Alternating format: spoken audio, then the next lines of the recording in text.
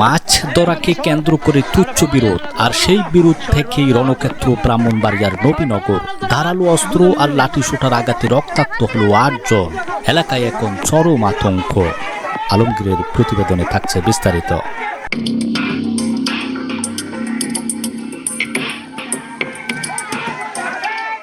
ঘটনাটি ব্রাহ্মণবাড়িয়ার নবীনগর থানাধীন লাউর ফতেপুর ইউনিয়নের হাজিপুর দক্ষিণ পাড়া।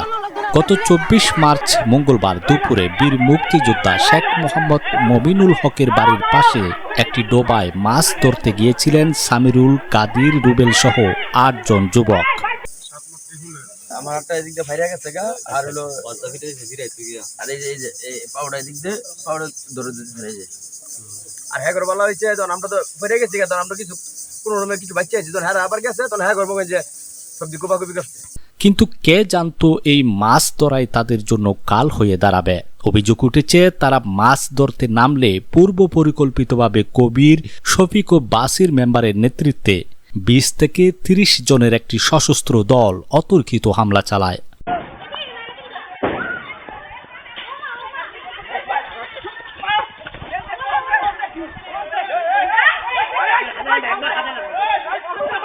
দেশীয় ধারালো অস্ত্র আর লাঠিসোঁটার মুখে মুহূর্তেই রক্তাক্ত হয়ে পড়ে এলাকা। এই নৃশংস হামলায় গুরুতর জখম হন অন্তত ৮ জন। গ্রামের যারা বিচার আচার করবো, গ্রামের মাতা যারা, ওরা ওই গ্রামটারে নষ্ট করছে। ওরা কোনো বিচার আচার করে না, ওরার পক্ষে ওরা তাহে আমলিখের আমল ধরা, আমলিখের আমলে এই কবির শফিক তারা আমলিখের আমলে যা করছে এখনো তা করতেছে। এই ১৭ বছর আমলিখের আমলে ওরা জ্বালাইছে গ্রামটারে, এখনো ওরা গ্রামটারে জ্বালাইতেছে।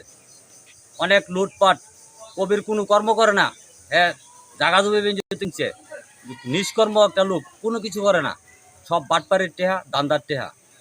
আহতদের আত্মচিৎকারে ভারী হয়ে উঠে চারপাশ। বর্তমানে ৪ জন আশঙ্কাজনক অবস্থায় হাসপাতালের বিছানায় যন্ত্রণায় কাতরাচ্ছেন, আর বাকিরা প্রাথমিক চিকিৎসা শেষে ফিরেছেন গড়ে। এ ঘটনায় এলাকায় থমথমে পরিস্থিতি বিরাজ করছে। ভুক্তভোগী পরিবারের পক্ষ থেকে ইতিমধ্যে ১৬ জনের নাম উল্লেখ সহ অজ্ঞাত আরও ১০ হতে ১২ জনের বিরুদ্ধে মামলা দায়ের করা হয়েছে। আসামিদের তালিকায় রয়েছেন মোহাম্মদ কবির সরকার, বাসির মেম্বার ও শফিক সরকার সহ প্রভাবশালী বেশ কয়েকজন।